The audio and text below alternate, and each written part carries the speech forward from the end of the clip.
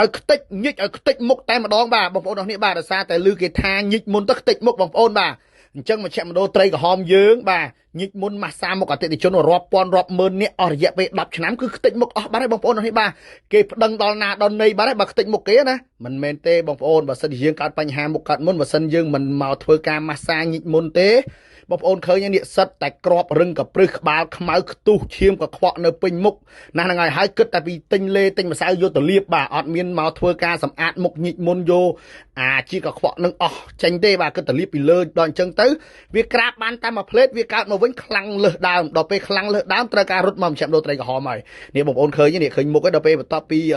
យើងញិចមុនសម្អាតហើយប្រើជាមួយនឹងឈុត 10D នេះឥឡូវបងប្អូនឃើញមុខនេះបងប្អូនប្រុសនេះឃើញទេសហើយបាត់មុនអស់លីងណាបងប្អូននេះបាទប៉ុន្តែយើងកុំទុកឲ្យវាកើតខ្លាំងពេកតែកើតខ្លាំងពេកវាស៊ីសាច់បាទតែស៊ីសាច់ទៅយើងព្យាបាលមុនលះជាតែដល់ពេលវាស៊ីសាច់វាខូងបងប្អូនត្រូវយល់ចំណុចហ្នឹងណាអញ្ចឹងបើយើងកើតតិចតិចយើងប្រញាប់អញ្ជើញមកមជ្ឈមណ្ឌលត្រីក្រហមបងប្អូនមកតែម្ដងគឺអស់កង្វល់រឿងបញ្ហាមុខកើតមុនលាឲ្យមុខកើតមុនហើយបាទប៉ុន្តែបើសិននៅប្រើអីផ្ដេសផ្ដាស់បាទលោកឡំពេញហ្នឹងគឺកាន់តែខូចទៅអរគុណចង់ជាចង់ស្អាតមជ្ឈមណ្ឌលត្រីក្រហមអរគុណច្រើនមជ្ឈមណ្ឌលត្រីក្រហមអ្នកជំនាញព្យាបាលមុខកើតមុន